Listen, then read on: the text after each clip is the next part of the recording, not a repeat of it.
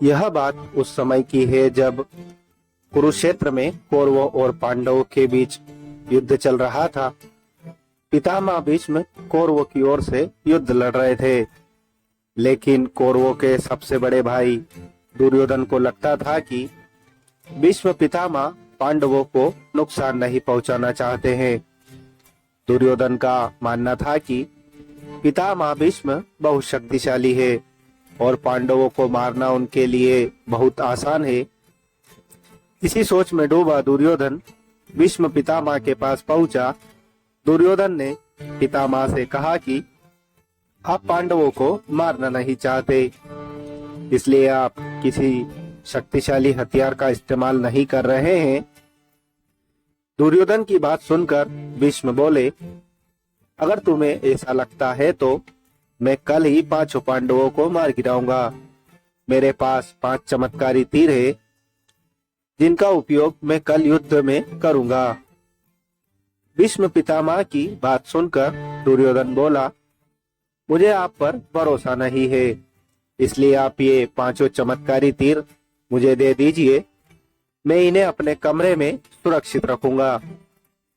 भीष्म ने वो 5 तीर दुर्योधन को दे दिए। दूसरी ओर श्री कृष्ण को इस बात का पता चल गया। उन्होंने अर्जुन को इस बात की जानकारी दी। अर्जुन यह सुनकर घबरा गया और सोचने लगा कि इस मुसीबत से कैसे बचा जाए। श्री कृष्ण ने अर्जुन को याद दिलाया कि एक बार तुमने दुर्योधन को गंधर्वों से बचाया था। तब दुर्योधन ने तुमसे कहा था कि इस एहसान के बदले तुम भविष्य में मुझसे कुछ भी मांग सकते हो। यह सही समय है, तुम दुर्योधन से वो 5 चमत्कारी तीर मांग लाओ। इसी तरह तुम्हारी और तुम्हारे भाइयों की जान बच सकती है। अर्जुन को श्री कृष्ण की सलाह बिल्कुल सही लगी। उसे दुर्योधन का दिया वचन याद आ गया। ऐसा कहा जाता है कि उस समय सब अपने दिए गए वचन जरूर निभाते थे। वचन तोड़ना नियम के खिलाफ माना जाता था।